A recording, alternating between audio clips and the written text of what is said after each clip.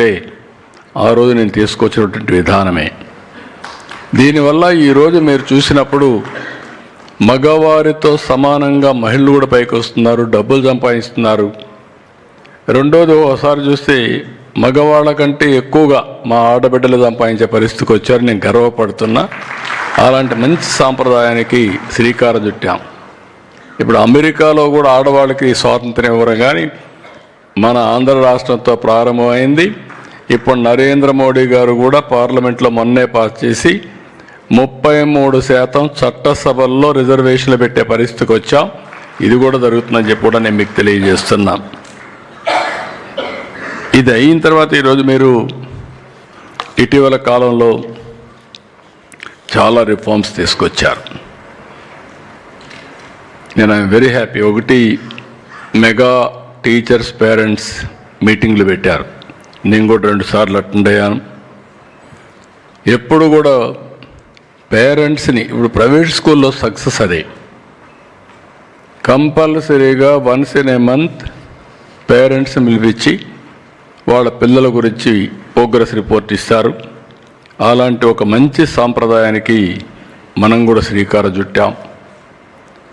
ఈరోజు తల్లికి వందనం తీసుకొచ్చిన తర్వాత ఎంతమంది పిల్లలుంటే అంతమంది పిల్లలకి ఇచ్చిన తర్వాత అందులో కూడా మీరు చూస్తే డబ్బులు లేకపోయినా సంకల్పంతో 10,000 కోట్ల రూపాయలు ఒకేసారి తల్లికి వందనం ఇచ్చాం.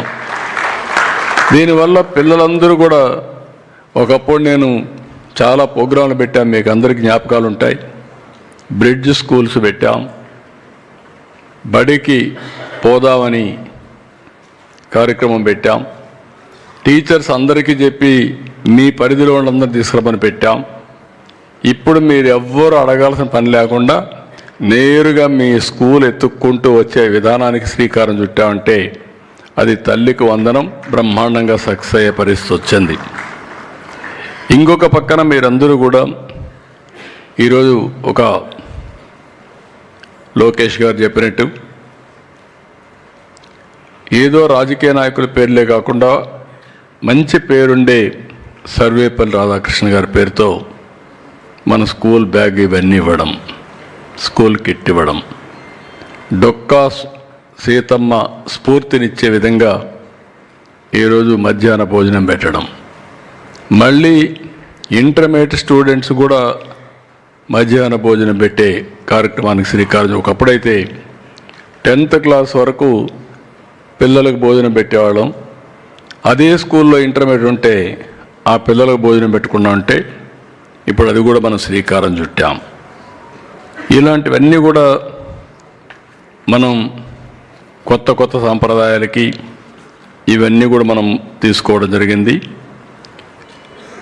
అయితే ఈరోజు ఇక్కడ నేను మిమ్మల్ని కోరేది, ఇంకొక పక్కన every Saturday no bag day. ఎందుకంటే మనందరికీ ఒక అపవాదం ఉంది, పిల్లలు పుస్తకాలు మోసి శనివారం కూడా ఇది చేస్తున్నారంటే ఇప్పుడు ఫ్రీ